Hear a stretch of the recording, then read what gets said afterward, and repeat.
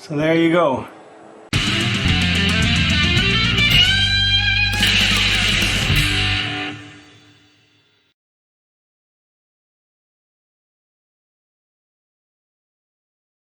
So what I've done now is hooked up a 12-volt bulb from a car. It's a headlight. It's actually a running light that I replaced with LED to the 12-volt terminals there. A light bulb, this particular light bulb's not polarized, so it'll just consume, it's only a 5-watt bulb, so it'll consume 5 watts of energy at 12 volts from that rail. Now what we're trying to do is we're trying to figure out where the fault lies. So I put the meter on these two leads and it's putting out 12.75 volts. So that means that given the temperature, what this microcontroller should do when you turn the machine on, it should check the temperature, get a sensor reading, and say, hey, it's too warm, I'm going to turn on the 12-volt rail there, which should illuminate that light, and the fans, because what that's going to do is blow the hot air, which should be coming out of this exhaust here, because the Peltier effect causes one side of the plate to be ice cold and the other side of the plate to be quite warm, too hot to touch. That's the heat exchange principle. So what will happen is hot air should be blowing out of this exhaust and that light should be turned on, because what that light stands for is these two leads which go into the cooling module. So all I'm doing here is testing to see if those 12 volts working. So here we go. Gonna turn, gotta plug it in. So let's plug it in. Power switch is off.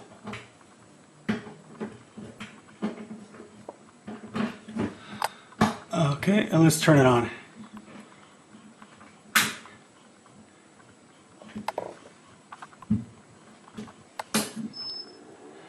So there you go. Fan spinning, exhaust happening, and lighting, which means that the 12-volt supply is okay. So I think that we've kind of isolated it down to the Peltier, but I have one more test to do, which is a more heavy-duty load. So I'm going to put a big resistor on those two leads. That should consume a little bit of energy, more current than just that little 5-watt light bulb. Hey, we've got an issue with these anchors that hold the board in place. They're all kind of loose. So I think what I'll do is I'm going to glue them back in using crazy glue, just so they're stable. So that's the first thing I'm going to want to do here, is make sure that this guy is correctly anchored. Okay, well, the gluing has worked out. Now the anchors are a little more secure. They're still drying, but they should work much better now, not flop all over the place. That's a high voltage board. You probably don't want it flopping. So what I did was I just put a bead of super glue on the top and let it run underneath and between the surface of the cooler and the anchor. These things were originally held in with foam. Foam's not a bad little anchoring technique, but if you disturb the anchors afterwards, the foam's just too brittle and it can't handle any kind of lateral movement whatsoever. It just cracks. So the alternative is to use screw-in anchors, which is hard to do because it's just a thin piece of sheet metal with foam behind it. Or you can mount with complicated screws and nuts and stuff. So I mean, they did what most manufacturers looking to make things happen in a hurry do. which is to just create a hole, jam the anchor in with a bit of foam, let it set up, and then the board's ready for mounting.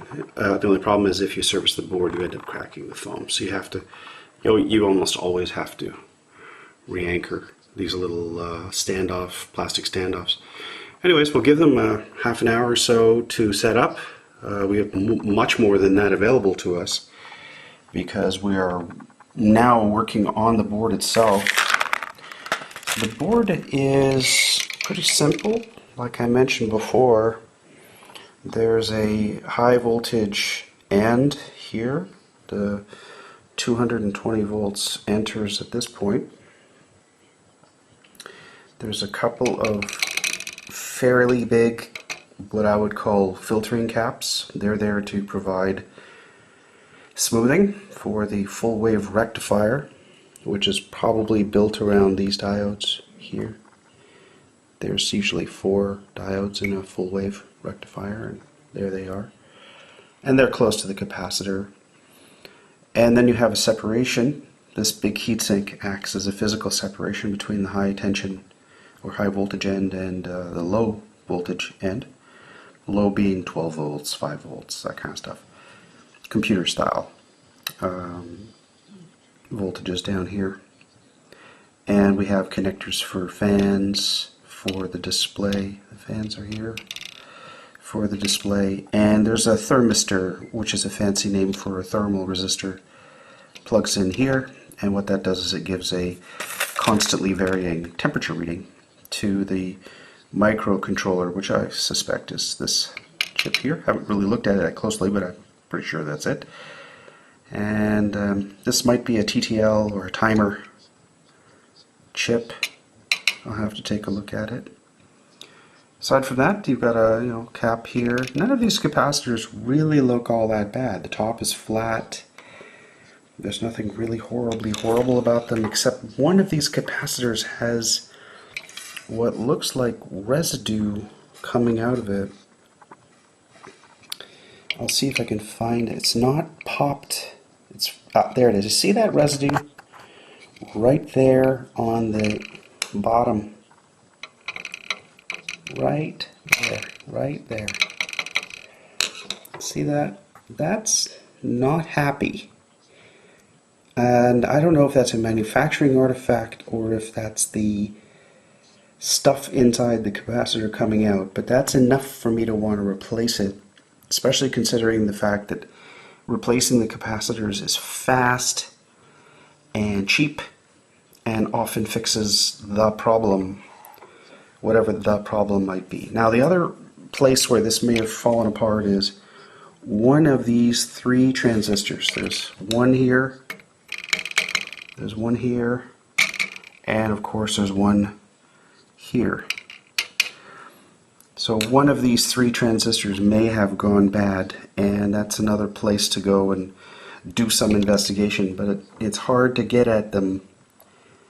Looks like they were populated on the board before the capacitor was, because I can't get at this screw here without removing this capacitor first. So why not pop out the capacitors anyways, seeing as I probably need to, and look at them after I've identified which one of them is the one that's most likely to have gone bad.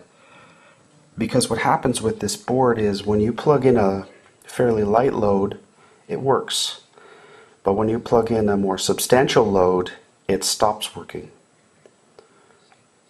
And that's either a function of a bad capacitor making the power supply fail, or a bad transistor unable to meet the current demands of the Peltier plate, which draws a reasonable amount of power, can draw quite a lot of power. A 5-watt resistor, on the other hand, makes this board begin to fail, and the Peltier makes it fail completely.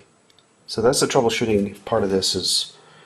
It's going to be one of these 2 capacitors, which cost about 10 cents each, 15, 20, something like that.